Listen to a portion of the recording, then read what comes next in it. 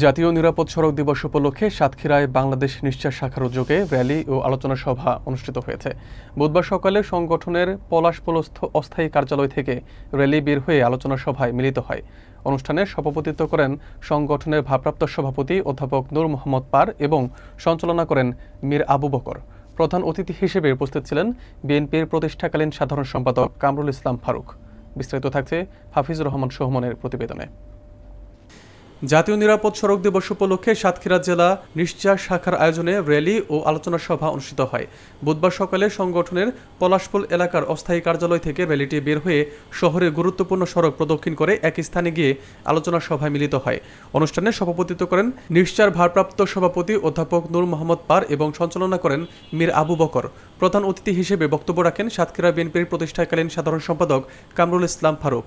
বিশেষ অতিথি ছিলেন বিশিষ্ট সমাজসেবক ও নিশ্চাস শাখার উপদেষ্টা আবুল কালাম বাবলা, অধ্যাপক মোজাম্মেল হোসেন, জেলা বিএনপির সদস্য ও পৌর বিএনপির সাবেক সাধারণ সম্পাদক মাসুম বিল্লাহ শাহিন এবং সাবেক ফিফা রেফারি তৈয়ব হাসান শামসুজ্জামান। বক্তারা বলেন, দেশের সড়ক ব্যবস্থায় শৃঙ্খলা ফিরিয়ে আনতে জনসচেতনতা বৃদ্ধির পাশাপাশি আইন প্রয়োগে কঠোরতা আনতে হবে। তারা মনে করেন, চালক ও পথচারী উভয় পক্ষের দায়িত্বশীল আচরণই দুর্ঘটনা কমানোর মূল চাবিকাঠি। অনুষ্ঠানে উপস্থিত ছিলেন নিশ্চাস সাতক্ষীরা শাখার সাধারণ সম্পাদক এস.এম. মহিদার রহমান এবং সাংগঠনিক সম্পাদক হাফিজুর রহমান সুমন সহ সংগঠনের নেতৃবৃন্দ। 5 মিনিটের রাস্তা কিন্তু আধা ঘন্টা লেগে যাবে। এটার জন্য সবাই ভাবেন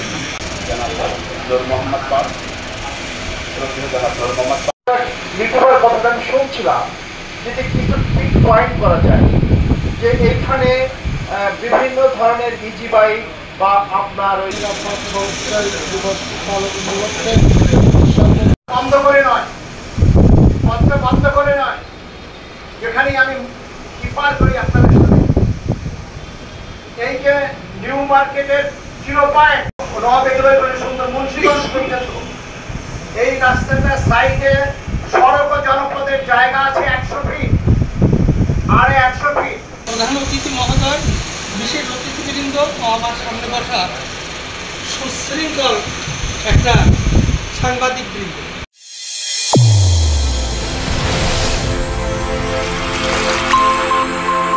চ্যানেল A1 হৃদয়ের স্পন্দন।